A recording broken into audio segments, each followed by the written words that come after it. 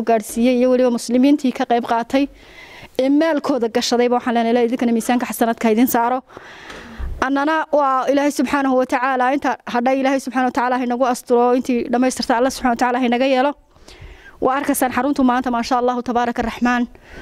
wax yar ba inoo haray haweenweyne ka socda markiska ummahatul mu'miniin ayaa waxa ay maanta booqdeen xarunta loogu talagalay in lagu dayactiro kitaabka quraanka kariimka ee ku taala galbeedka magaalada Boorama xaruntaas ay gacanta ku hayaan hay'adda Hiil Qur'aan oo u taagan hadiya jeer say u daryeelay kitaabka quraanka kariimka waxay halkaas bulshada ugu baaqeen in ay ka soo qayb qaataan xalxalka xarunta dayactirka kitaabka quraanka kariimka iyagoo sheegayna ay iyaguna qayb ka qaadan doonaan xalxalka xarunta lagu dayactiray kitaabka quraanka kariimka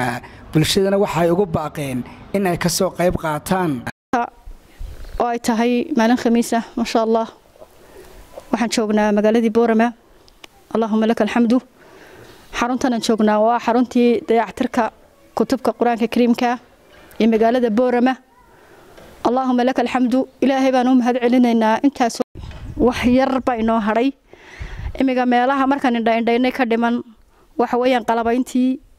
iyo markaasi moofadii oo qabyo ah xogaa ayaa inoo haray waxaan halkan ku baraarujin lahaa muslimiintii ka qayb qaatay ee ilaahay subxaanahu wa tacaala u qadaray inay markaasi xaruntan halka soo gaarsiiyaan oo maalkooda gashadaan meel ilaahay kitaabkiisa lagu dayactiro ilaahay wax ka sareeya ma jirto kitaabka ilaahay waxaan baraarujinayaa walaalaha qoladii hore ku darsatay iyo qolad dambaba cidii aragta khayrka in ilaahay subxaanahu wa tacaala ay dartii ugu soo qayb qaataan ilaahay dartii inta hadhay ilaahay subxaanahu wa tacaala dartii u soo dhameeyaan saynu xarunta u furno insha Allah tacaala qalabkeedii waati la keenay oo iska dhameystiran yahay xaga qalabkii shaqeynaya daabacaada iyo ilaahay subxaanahu wa tacaala wayna siiyay laakiin waxa inaga dhiman waa qalabayntii sidii marfashiyadii iyo meelihii kutubta lagu rasayn lahaa inta moofada in yaro adu jaaba yar bay noo hadhay inta waxaan u baaqayaa muslimiintu maqli doona arki doona aan ka soo wada qayb qaadano maanta waxaan ka imnay magaalada Gabiley markii Ummahatul Mu'miniin Baytul Ma'muur iyo markaa walaalo badan oo reer Boorama oo farxad ugu soo dhaweeyay waqti xaadirkan maanta waxaan ku sugannahay anagoo ka imanay gobolkii Gabiley magaaladii Boorama gobolkii aqoonta dhan kasta ilaa diinta ma sha Allah halkan waqti xaadirkan aan ku sugannahay waa xaruntii Hiil Qur'aan runtii Qur'aanku wuxuu u baahan yahay hiil marka xarunteedii waan haynaa waxaan idin leeyahay hawlwadeenada xaruntan Allah idinka jasaaysiyo hawl fiican baad haysiin wax la qabtana wixii ugu mudnaa ayaad gacantiina ku haysiin rabbi jannada ha idin geeyo macmuur ee magaalada Boorama nagu soo dhaweeyay waxaan idin leeyahay shukran anaguna sidoo kale waxaan idin ku soo dhaweyn doonaa gobolkii Gabiley iyo markiiskii Ummahatul Mu'miniin magaalada Boorama waxaanu kaga sugannahay goobtii ugu qiimaha badneyd waa goobtii dayactirka kutubta ee Hiil Qur'aan marka waxaan leenahay hawlwadeenada goobtan ilaahay idinka abaaliyo oo idinka jasaaysiyo hawsha weyn ee aad u gasheen kitaabka Qur'aanka oo runtii shaygii uu kali ahaa ee adduunka la inoo keenay kaligiis inaynu dabaqno aynu ku toosnaan insha Allah ilaahayna haynagu sahaday haynagu sahanuunay intaas ka bacdi waxa halkaasi ka warbixiyay Sheekh Jamaal Yuusuf Maxamed oo ah maamulaha xarunta Hiil Qur'aan oo bulshada ugu baaqay ay halka ka soo qayb qaataan ayaa waxa uu yiri aad baan u faraxsanahay ilaahay subxaanahu wa tacaala ayaan uga mahad celinaynaa suurta geliyay goobtan aadka u quruxda badan leh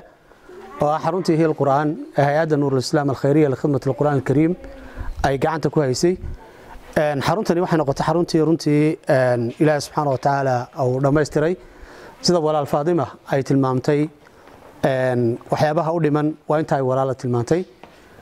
waxaan rajaynayaa insha Allah tacaala inay horay inoogu dhamaato waxaan soo istaagoon rabaa insha Allah inaan uga mahad celiyo Ummahatul Mu'miniin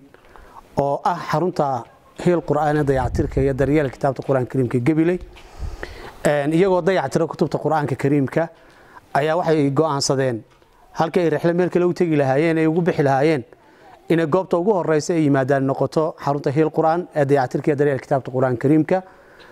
runtii waa mujaahidiin ilaahay subxaanahu wa tacaala diintiisa si fiican u fahantay si fiican u baratay waxa la socota runtii maamadoodii Faadima Shariif oo runtii daaciyad weyna waxaan rajaynayaa biidni raxmaan furitaanka cidda ugu horeysa ee lagu marti qaadaa inay noqon doonto insha Allah gobolka Gabiley waa gobol runtii aad iyo aad u soo dhaweeyay markii ugu horeysay barnaamijka la bilaabayba soo dhaweyn balaaran sameeyay kana qayb qaata runtii xaruntan ma aha kaliya hatay booqasho ay ku yimaadeen way ka qayb qaateen oo waxa ku jirta marka fikirkoogii baa ku jira oo hantidii baa ku jirta marka waxaynu leenahay insha Allah taala ku soo noqnoqda gobolkiini awdal ku soo noqnoqda gobolkiini marka waxa weeyaan aqoonta iyo kulleyta diin iyo maadi labadaba waxaan leeyahay marka buurta dhinaca laga xigtayna buurta la yiraahdo fulfulada waxa jirta meelo kulleyta taariikhiya waan rajeynaa insha Allah taala soo noqodka dambe meelo badan la tagi doona hadii la yiraahdo